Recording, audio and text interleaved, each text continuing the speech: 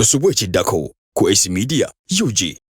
Ninteekawo nizitandika okuzaala kati wenafunangayo omusaala nengattagatta miliyoni 3 nengula eka. Eka zange zasooka eka emu nagigula miliyoni 1.5 buli emu. Nagula eka 5 egaliraaya. Eno kati famu jeri. Yes. Then nenziramu nenkuŋŋaanya obusente. Embuzi bwe zizaala eno bw'ogattagatta omusaala n'ogula akataka. Yes. So nengula eka endala mmeka 5 nempeza eka 10. Embuzi zange nazo nga ziweze olwo nno tutambudde mu period ndowooza tuyingira mu myaka nga 5 oba 4 esemba buli. Era bwe ntyo ne shiftinga embuzi zange tweyanziza nnyo. Ne shiftinga embuzi zange we zaawera 10 n'ennume 2 pure nenzireeta e Kayunga. Embuzi wazijjeri nga ziweze 10. Nga ziweze 10. This is hard to believe, but if you have been to Ssemanda ojja kutegeera nti Hamis bamumanyi. Oluvannyuma lw'okutalaga amawanga nga China, Kenya, Tanzania n'amalala ng'ayigiriza okulunda embuzi, Omukugu Obed Ben agguse mu kibuga Kampala mu mwoleso gw'okulunda embuzi ogutulamiddwa the mighty YPA Agribusiness Forum ku the Plaza Auditorium opposite KCB Bank Ginger Road okuva ku ssaawa emu ey'okumakya paka 11 ez'akawungeezi. Tokkiriza 2024 kuleka mabega. Jangu oyiga ennunda y'embuzi ey'omulembe. Jangu osinkana abakugu mu kulunda embuzi nga jjajja w'embuzi HAMISSEMANDA n'abalala bangi. Jangu olabe embuzi ezitowa kilo 10 yabafa olundiro ty embuzi 10 ku yiikeemu. Omugenyi omukulu ye minisita w'ebyobulimi n'obulunzi Honorable Frank Tumwebaze okuyingira emitwalo 5 memba wa YPA emitwalo 3 byonna nga biri mu 6 January 2024 ku the Plaza Auditorium. YPA. We are live and clear all the way from Kampala to Kayunga. Tuli eno Bugerere amasasi gye ganyookera kati wanyookerayo mbuzi. Tusanyisa okulaba era tukwanirizaako ku Youth Platform Africa. Tusanyisa okulaba ku HAMISSEMANDA TikTok live. Tusanyisa okulaba ku AC Media. Tusanyisa okulaba ku Obed Ben. Ne abali ku YouTube namwe tubagala nnyo mwebale kubanga mugoberera ebyobulimi n'obulunzi. Mwebale kubanga mugoberera ebyenkulaakulana ne mutabeera mu bibozibozi simanya gundi abye gundi akwabudde gundi. Ate bino simanya byampuna gundi bamubbi akalulu kati tuli mu bintu bya kubanga tetubba bululu tubba magezi bwe tumala okufubba amagezi olwo ne tugenda tugateeka mu ngola ate ne tugaggawala ne Mukama n'atuwa omukisa bonna buba bubbi naye buno bubbi ate bulimu omukisa. So nawe nkusaba oyiga okubba amagezi. Omusajja omu yaŋŋamba nti teri muntu mugezi nga si mukopi ekitegeeza amagezi kitegeeza koppa. Youth Platform Africa ye company oba joyizo kuyita YPA abalunzi b'embuzi abategeezi b'embuzi abakozi b'embuzi n'omuddo kakati tugenzeeko ewa mulunzi munnaffe tumuyita jjajja w'embuzi HAMISSEMANDA. Nakoze mwezi nga 26 tugenda kuba naye jjajja bulambalamba abeere wali akubuulire yatandika ddi lwaki yabeera jjajja lwaki ayingidde embuzi lwaki agaggawadde mu mbuzi oba lwaki ayavuwadde omanyi tuyiza n'obba tumugamba anaatubuulira ye lwaki mbi mujja mukamwa jjajja. Assalamu alaikum. Wa alaikum salaam. Oli otasebo ndi bulungi webale kunyirira.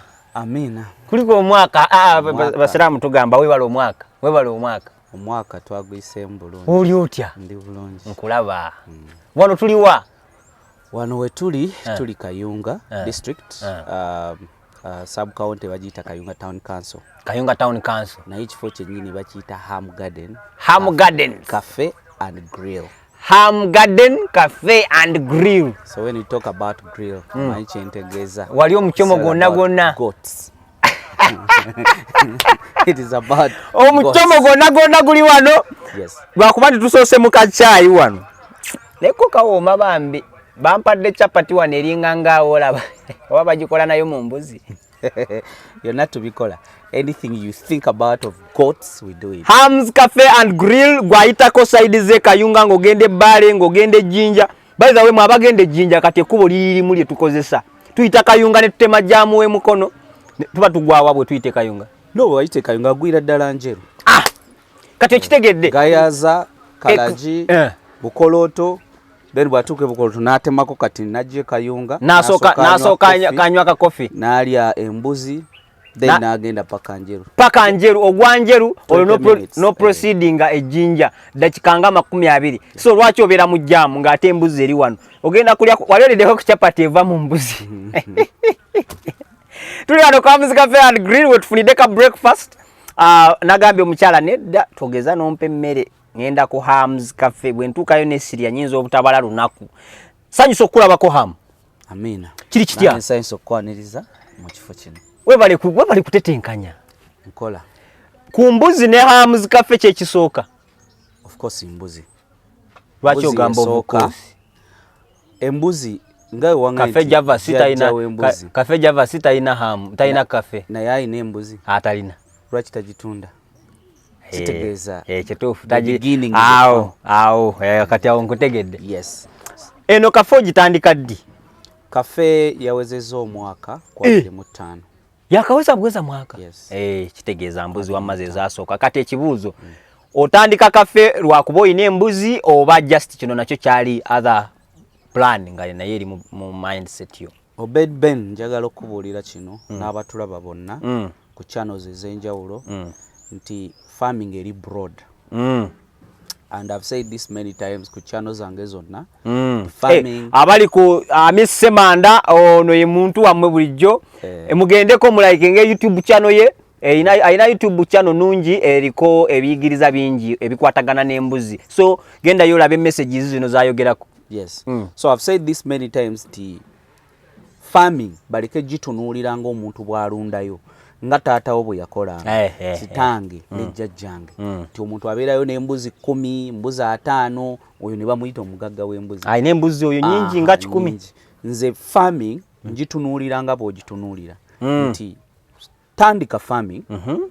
ebintu ebirala bigenda kwegoberera kati naawe natandika farm nendeetera okukola cafe kubanga ogijja ku farm n'ogifumba ba farmers bangi bankaragins okulunda embuzi for so long naye bwe bamala ogirunda what next yensonga lwaki olaba nakola ekintu kino nti bwe mmala okugirunda ntunda embuzi eya breeding tutunda mu East Africa Kenya, Tanzania, Burundi nga bajja wano ne batwala embuzi eza breed kati naka actually last week nasindika embuzi zaali 2 e Kenya last week kati abalala bansaba zisindika Zambia, Namibia but still tukyali mu process eyo bafune certificate of no objection bichi tusobola okuba nti nabo tusobola okukola ki okubaweereza so when I started the farm natunuulira nti abanfollowing abangi I've created more farmers even you Ben I think you can osobola okukiwaako evidence nti negyoyise yonna obasanze naye nga obasanze lwakuba Hamis naye kakati omuntu omugaa nti lunda embuzi n'omuleka nga ahanginze azirunze aguze owakaleero yekka agigula emitwalo 2 you have to think of value addition yensonga lwaki olaba nti embuzi naziteeka mu categories waliwo eza breeding strictly waliwo ez'okusala nga naye abazisala sibe kaleerwe bokka neŋŋamba nti bwe mba ndi faama embuzi yange kangiproducinge njesalire tugenda gipaakinga tugenda distributinga mu supermarkets tugiteke ku international market omuntu bwajja wano leero okukyalako ku Hamis farm ng'ajjako ne ku Hamis Cafe of course because now if you're serious farmer ng'oyagala concept etegeera njagala ogende wa gye bitandikira bojja olabe gye biggwera olabe we bituuse kuba tetunatuuka gye biggwera tujja kuba tumaze exporting enyama to Middle East to export enyama to all over the world so now kati bye tuliko tukyali ku bigere kati wano bw'otunulano osobola okulaba picture gyeraga eri maaso I was telling people last week nti bwe natandika farm nayagala producing embuzi ntunde for breeding ndowooza nali neerabidde nti si buli mulungi nti azaala omwana mulungi kituufu so si buli mbuzi nnungi zonna nti zinazaala only high quality naye mulimu eyo eri sickly mulimu eriki how do I dispose it kwe kusalawo nenkola wano gyotagenda kuguza for breeding esalibwe ate embuzi eyo gye naalibadde ntunda kaleerwe ku mitwalo 2 bwe ngireeta wano ku cafe njijjamu emitwalo 8 kubanga kilo y'embuzi wano ogiriira ku mitwalo egi ena plain bwe bayakira 2 that is emitwalo 8. So the talk is agribusiness. Yes. Simanyo wa nawo katamage wali omusumba lero gamba kubira mukama mu ngala magezi ogabagaze. So Aseruganda ndozo lava picture embuzi je wadi tuze emitwalo 2 you can create just a simple logic and you add the value, just a simple logic from mitwalo 2 escalating almost 4 times more. So this is the agribusiness talk we are talking about. Yes. How do you start the farm briefly? Wotandika otya project y'embuzi wayina sente jajjawo yakulekera ettaka ne sente wajjawa amaanyi oba amagezi oba netsokereku otandika otya nga tetunaba kujja ku magezi? Obed Ben, story yange yali very humble because nagende Sembabule nga omusawo. Yes. Nenkolayo but strictly nali ngenze kola breeding kuwak sante. Then when I reached mukama wange nandaba mu potential nanteka mu project y'embuzi. Bwe natuuka mu project y'embuzi nenkola very well. Naye project eyo twamonitoringanga bafama. Fama atasomangako. Ne mumuwa embuzi 5 ne mumonitoringa muzigema muzikola ki ne muddayo ne mukola evaluation myaka 2 akoze eki myaka 3 kiki kyafunyemu era biki byakoze. Naye nagenda otunuulira Obed nga abasajja betwasanga nga bavuga obugaali like bicycle manyi ga kifuba aluze embuzi 5 ayingidde 10 ayingidde 3 atandise yatandika omulaba gwe mugezi gwe batwala okujjanjaba n'okumonitoringa. Omusajja yali kabugaali aguze piki gwokyali ku piki ya farm. Yeah, of course you. Then omaze guy aguze motoka. Yes. Aguze ettaka eddala. Akoze nyumba mu project ey'embuzi. Gwe gyofuga era bwe ziddukana n'akuyita okiwulira n'akuwaayo 10 n'akuwaayo 5. That was the life. Mu kulowooza ennyo waliwo omwami omu sijja mwogera linnya naye ng'ali Sembabule. Muzeeyi oyo twagenda omwevaluatinga cause yafuna ndowooza embuzi zaalinga 4. Tugenda omwevaluatinga mu myaka 2 ng'ali mu mbuzi 10.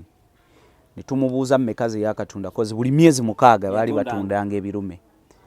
Zigenda okuwera emyezi actually emyaka 2 nga tugamba yakatunda embuzi 4 ennume. Naye alina 1200. Ku mitwalo agaago 22 ezo sente mmeka? Milioni nga 8. Nga nze omugezi ajjanjaba tozirabanga nako tomanyi na bweziwunya. Akaunti yange kinene bweba yaliko sente yinza okuba yaliko milioni 2. Wakiwulira naye gwe mastermind wa project. Yes. Nendowooza neŋŋana naye ti olaba omusajja ono musajja mukulu abeezaawo famire ne yeevuga n'abeera musanyufu naye ne yeeyagala because of goats. Ate nze awo Obedi we natandikira wekajjira nendabira ddala nga mutuufu byendimu ndi mu kugereesa nga nange waliwo nabeerera mu mawulire nzuukira nenga kati obulamu ne butandika. So kye nakola notandikira wa Sembabule nojje Sembabule nagulanga obubuzi bwange nenfuna bafaama eno nga bwokola nga bwenkola bwengulayo nengula 2 3 4 naye nga nonda high quality ng'ogule M2. Yes, M2 3. Yes, M2 5 ngeno bwokuba ovuga akapiki bwevuga akabiki bwenkuba bwenziramu bwengema bwengula nga mukujjanja banezo mozijanjabira. Kati olonga bano boziwa baganda bo bani? No, abo baali bafama bange. Omanyi abanyankole balungi bakula mu amagezi bakwagala ne bakusembeza. Musajja alina square mayero yettaka nangamba ateekaawo bulundirawo nintekawo ekiyumba teri yaludegare kubanga njagalako magezi nintekawo nizitandika okuzaala kati wenafunangayo omusaala nengattagatta milioni 3 nengula eka zange zasooka eka emu nagigula $1.5 buli emu nagula eka 5 egaliraaya eno kati famu jeri. Yes. Then nenziramu nenkuŋŋaanya obusente embuzi bwe zizaala eno bw'ogattagatta omusaala n'ogula akataka. Yes. So nengula eka endala mmeka 5 nempeza eka 10. Embuzi zange nazo nga ziweze olwo nno tutambudde mu period ndowooza tuyingira mu myaka nga 5 oba 4 Sembabule. Era bwe ntyo ne shiftinga embuzi zange tweyanziza nnyo. ne shifting embuzi zange we zaawera 10 n'ennume 2 pure n'enzireeta e Kayunga. Embuzi wazijja nga ziweze 10. Nga ziweze 10. This is hard to believe, but if you have been to Sembabule, ojja kutegeera nti Hamis bamumanyi kubanga yaliyo ebbanga ddene ng'ali mu kubanga ayiga project. Naye kyensinze okutegeera nti yagulanga emu. This is unbelievable. Abantu abasinga ekitulemesezza okutandika. It is waiting on that moment. Buli muntu agule embuzi ze 10 agenda atandike project. Agule embuzi 5 agenda atandike project. Yet it is very easy. It is very possible okugula embuzi emu 2 3.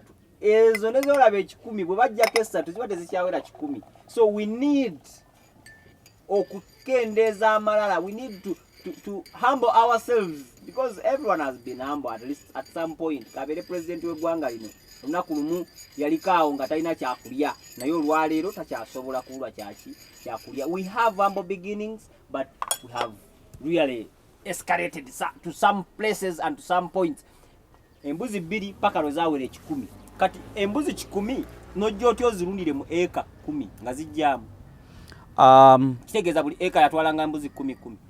Yes, embuzi 13 pa eka bw'oba onyigiriza. Ekifo kye nagendamu kyali very virgin. Nga bw'ojja okulaba nti areas ezimu eza Uganda ziri virgin, abantu tebalowooza kulunda. Ettaka liri awo. Abantu balowooza kulima kasooli na kutunda. So I reached in a point nti baneiba bange bayina ettaka naye nga bo balowooleza mu kulima kasooli. Kasooli wa season olumala okulima kasooli ensolo zatambulanga butambuzi wonna bwezikola ki bwezaagala. Naye ze namanya nalundiranga wange naye nga nezaabwe zijja ewange nezange nezigenda ewaabwe. Naye ze kiki nakola tinamanya ettaka lye nnina ki era nentandika okukola silage. Video zange abaziraba ku YouTube mujja kulaba where I started from. Nentandika okulima omuddo nentandika okukola silage because namanya nti ndi munaku naye nina amagezi nina okukozesa eyo space entono nfunireko ekyange. So that is how I did. Nennima kasooli nenkola silage bwe zigenda ne ziryako regulo zikomawo ne zirya silage. That is how I managed. Na accumulatinga ensolo lote yasooka nazaaza obwana 17 mulundi ogwasooka ozingidde 2 anti 3 nennunda. Kati olwo nali nkyakola yeeri naye nga obudde mbutema obusinga obungi mbeerawa mbeera eno okiwulira. So kye nakola bwe nazaaza obwana 17 nembulabirira bulungi. Omanye okubeera nti ofunye ebbeere lya maamawo eppya toyagala likuve mukamwa. That is how I was. Nembeera very very attentive. Netuddamu ne tuzaala. Bwe twazaala jjukira embuzi lote esooka ezaala nnyo akaana kamu oba 2. Lote ey'okubiri ezaala nnyo obwana 3 obulala 4 obulala 2. Lote yaddako nazaaza obwana ndooza bwali oba 217 something like that. Then I lost ndooza obwana bwali 17. Naye ng'omuddo gwaliwo nga nina silage wange. The condition was so conducive whereby nti embuzi zange nga zisalirawo olumala okuzaala esala eddamu n'esala. Kati zaddamu ne ziwaka omulundi ogw'okumeka ziba zigenda ozaala omulundi ogw'okusala bana zituuse emyezi nga 4-5. Waliwo omwami omu yajja ng'agenda supplying a project nangulako embuzi 3 ate gwe ku mitwalo ago nefuna million 10 mu ago. That was my biggest money in life. It was the beginning of my biggest money. Awo osuwolokera? Awo we nalokera. N'ogula ettaka Kayunga yonna n'omumalawo. Naye nkusesa nti abantu abakulira mu Central o abantu abamanyidde civilized life eyo ey'okubeera mu life ennungi nasooka kulowooza kugula ttaka nkole rentals. Musajja omu kali tekabulamu. Musajja omu naŋŋamba nti lwaki ogula otandika okukola rentals ate ssente ozijje mu farming. Kate lwaki ozitwala eri? Lwaki ozitwala eri? Lwaki oyenda? Lwaki oyenda? Kakati awo wekyava ne ngamba sente zino nzijje wano. Lwaki sizizaawo? Kubanga wali sure. Wali sure. Musajja nali mugaye nfunira n'ettaka. Kozi nagenda ngayo okujjanjaba enkoko ze. Mugayazo omu. Nangamba sawa kuwa ttaka. Sente zo zijje wali zize wali. Kubanga ffenna tukwegomba lwekyo. Munange omusajja oyo yandabula. Amagezi ne gajja. Ne gajja. Ne ngamba awo nno nenzirayo n'engulayo ettaka ekendala 10 n'ezi. 15 ziweza 25. Ziweza 2 mwezi. Ne ngenda n'engulayo embuzi endala pures 10. Ezo so million 3. Yes. Kati awaliwo n'omusajja yanguza embuzi ze zonna ng'agenda gula ttaka. Sente zonna nenzizaamu. Ham farm teddanga mabega since then. Ye amu gye tulaba leero. Gye mulaba kati beginning yavaawo.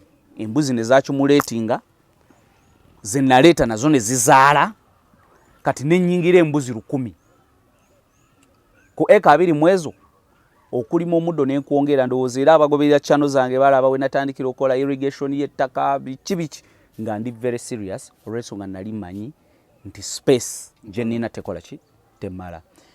Kiki nakola ku baneiba bange obutanyigira oba kungoba oba kola tima baneiba bange nabawanga embuzi. Embuzi azirisiza waffe atugaggawaliddeko.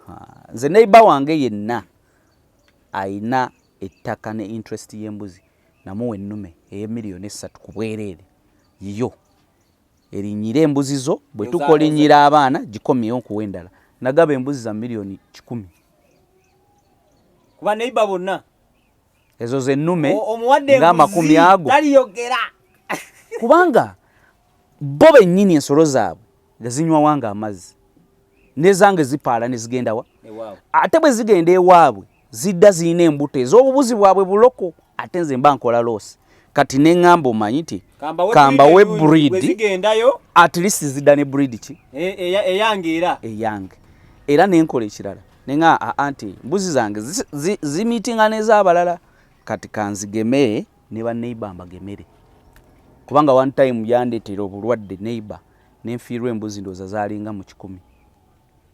So nensalawo bwe mbangema nazo nzikole ki obagemere kubanga tebajja kugema bo tebategera business.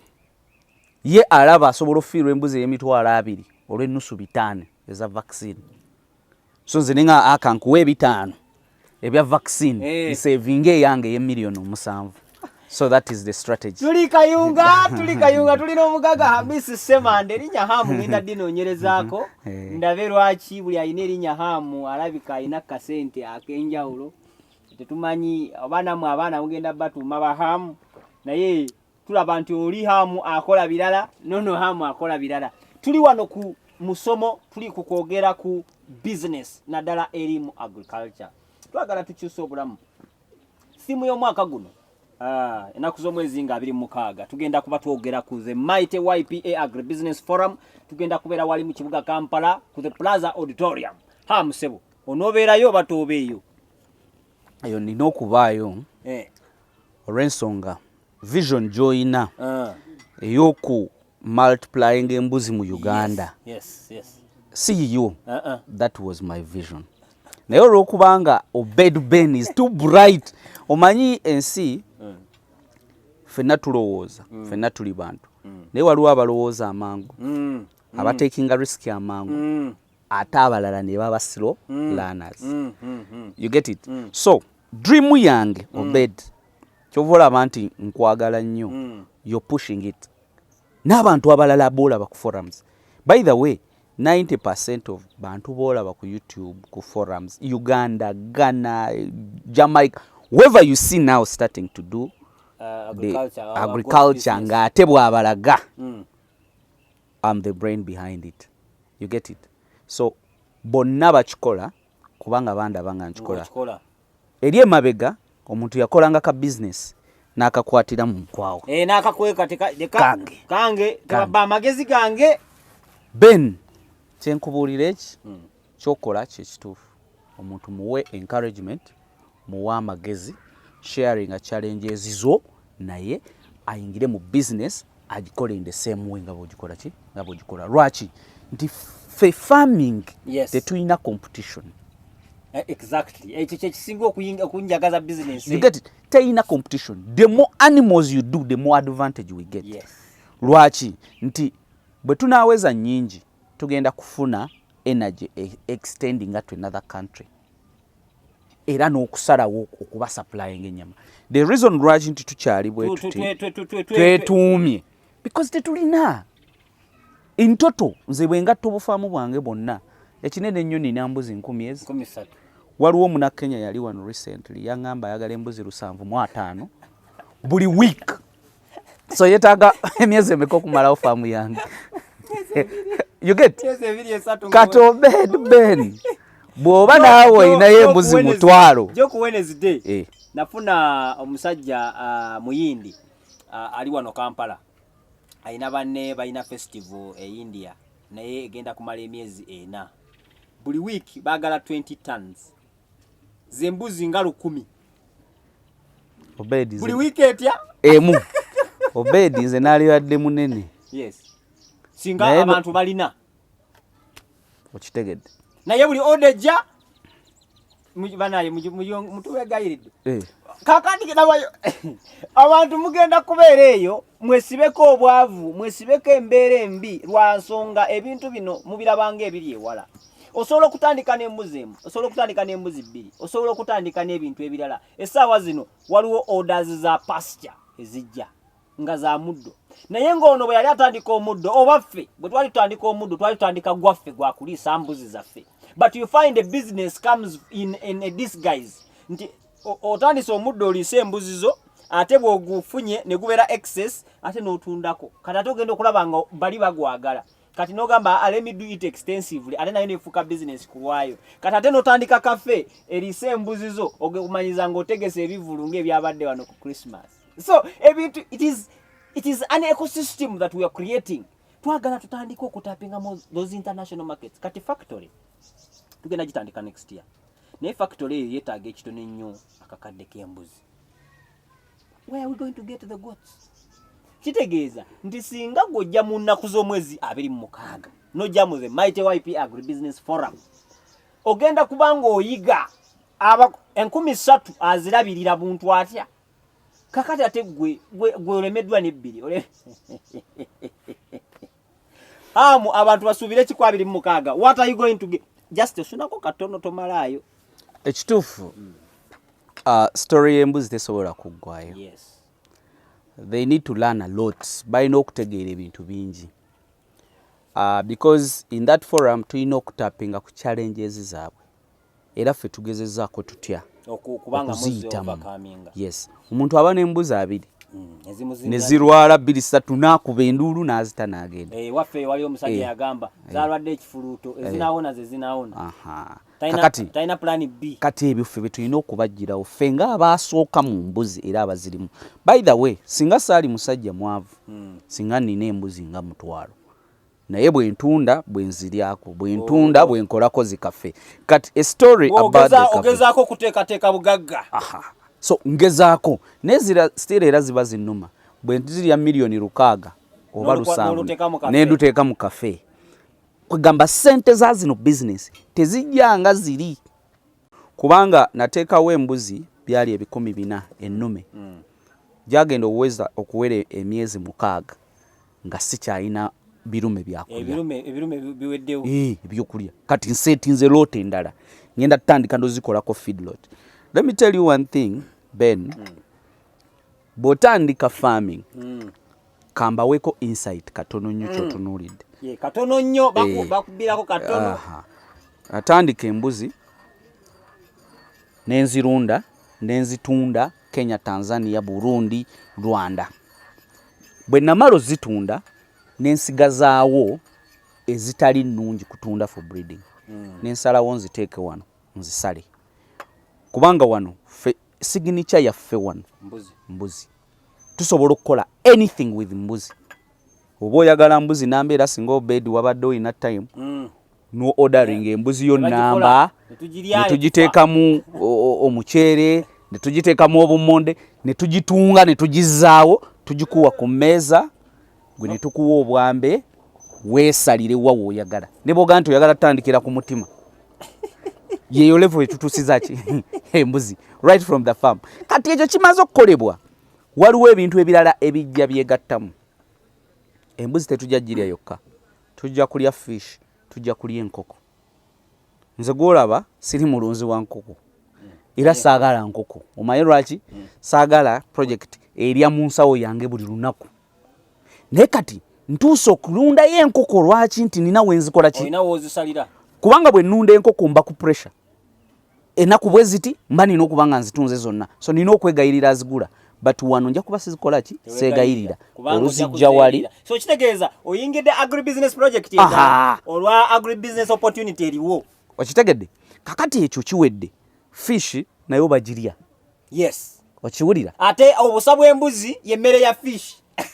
Ndi ku River Nile wansi. Sigenda genda into cage. You get? Yes. Then awono yonna concept etandikira ku mbuzi. Yes. Tumaze okukola ebyo abaana abasomye catering abasomye biki abakola industrial training bazze tubawadde ki? Opportunity bayize abalala tubawadde emirimu. Then abantu baagala ossanyuka. Ekifo kirungi abantu mujja balaga green. Bamaze n'okufunamu kasente baluuza embuzi zizadde zifuse nyingi.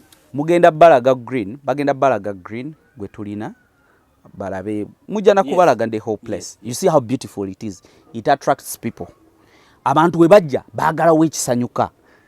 Music system nayo gikoze eki? Ogitaddewo. Music system egenda Kampala evudde mu Serena eze ku farm. Okitegedde? Kakati ekyo kiwedde ogenda tutandika ebivulu. I talked about it last week. Yes. Kati farmer atatandise kubeera promoter. Why? Because aba music they are looking for you. And there is no chivule watali kulya ate ffe tulime emmere ffe tulunde emmere. Twagala bali ennyo tutaddewo ekivulu. Ate otandise genda mbivulu. Olaba farming gye yatandikidde? Farming, cafe, now kivulu. We are talking about agribusiness in agriculture. Hamu tetwagala otumalireyo bingi.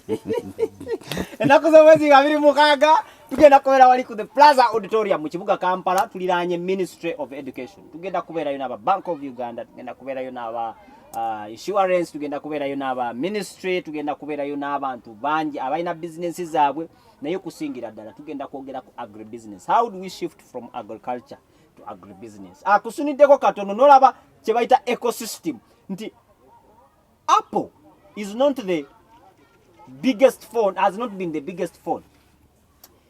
Actually teyatuuka na BlackBerry we yali naye Apple kye yakubisa bana abalala nti yakola ecosystem kyajja erina kuba yanjawulo. Olina kukozesa iCloud, simanya Apple Cloud. Olina ebintu byayo yeye nnyini yebyekolera ekola essimu n'ekolera ne accessories endala ez'otola ku ssimu kati nga mu bulingeri eteekwa okuwamba okujja market endala. This is agribusiness. We are talking about agribusiness in the 21st century. Bantu bangi balunze embuzi.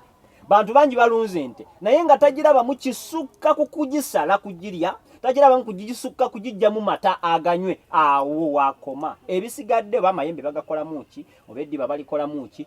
Byonna twabirabira. This is why we are here. This is why we have joined forces. Different farmers are going to be there. Experienced farmer. Nakugamba sigenda kuletera abantu basomesa bintu. We are practical.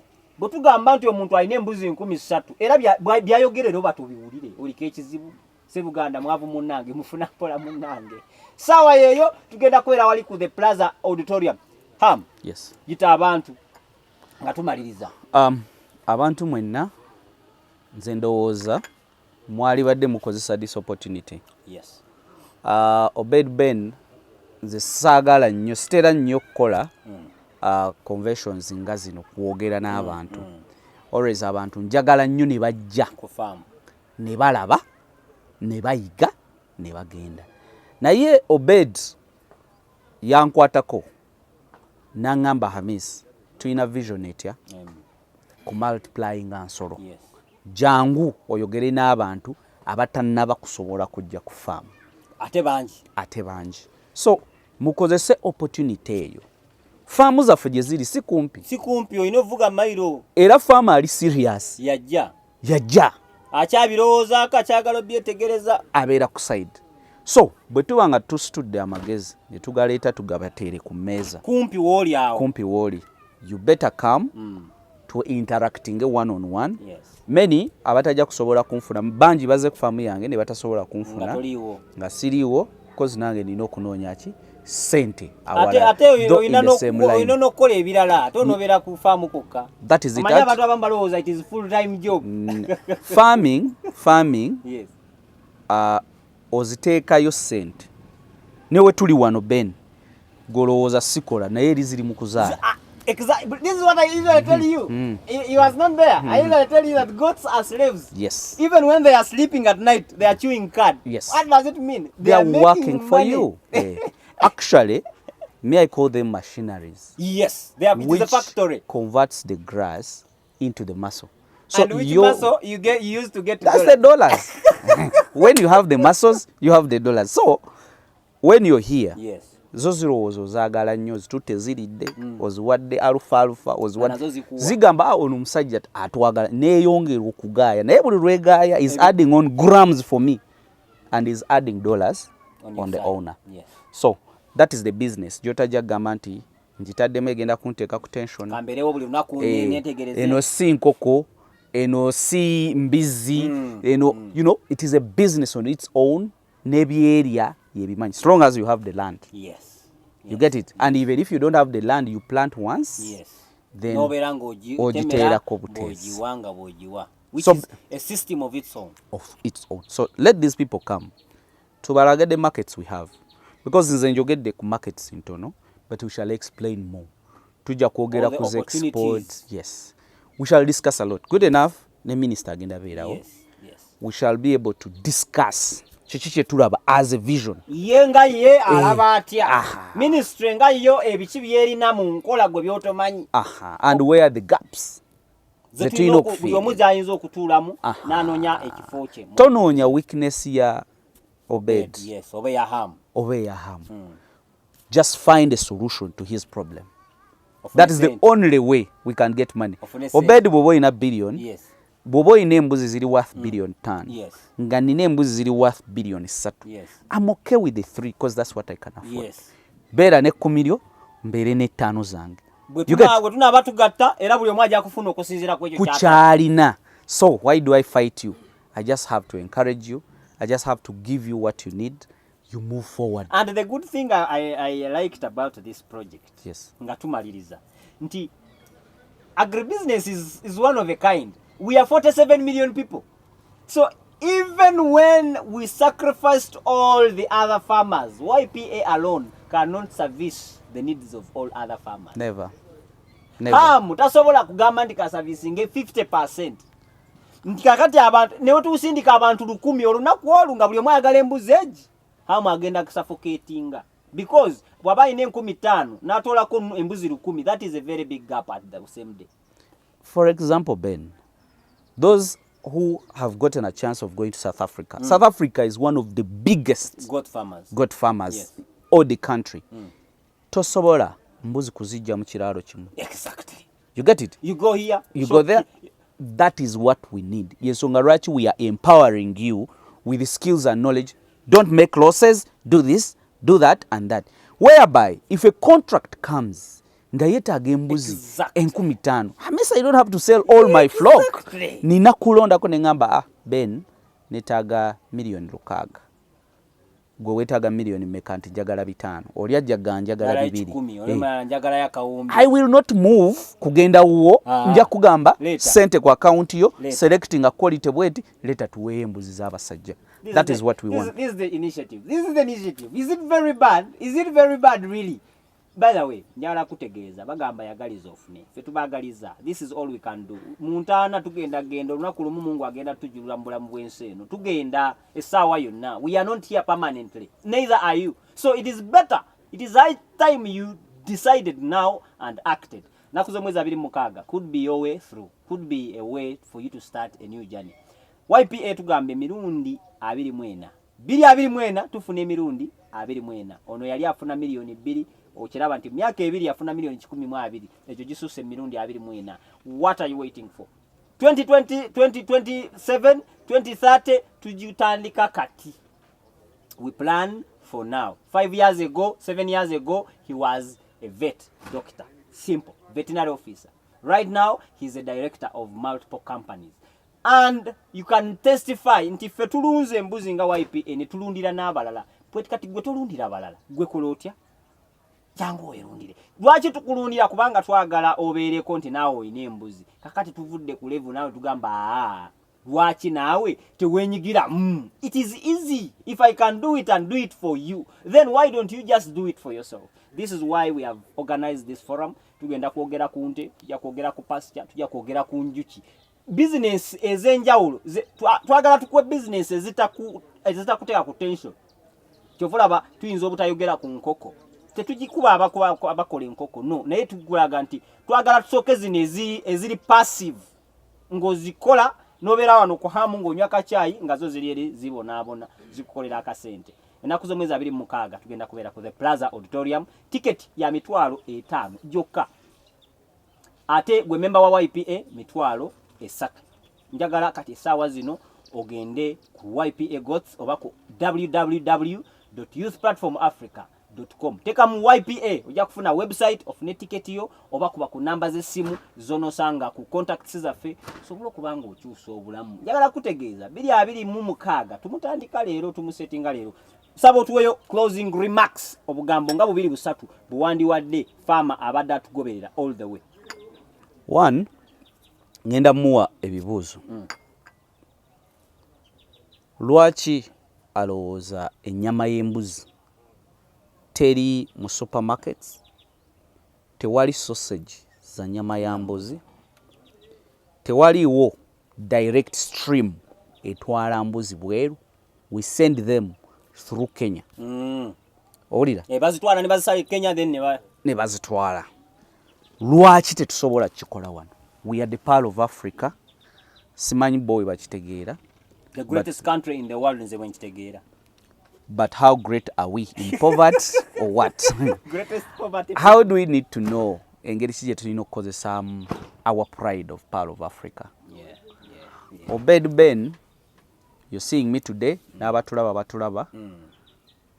In the next 2-3 years, ngenda balaga another agribusiness, but called agrotourism. Yeah. Farm. Yeah. Kuba ndi ku River Nile, ngenda kuteekako boat cruise, nzimba cottages ku farm.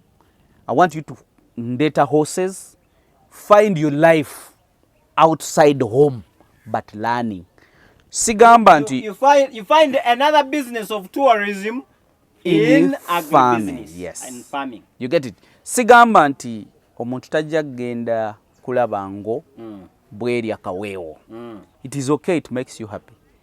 But the new generation, bw'otwala omwana wo kulaba engo bweri akaweewo, a benefiting ki?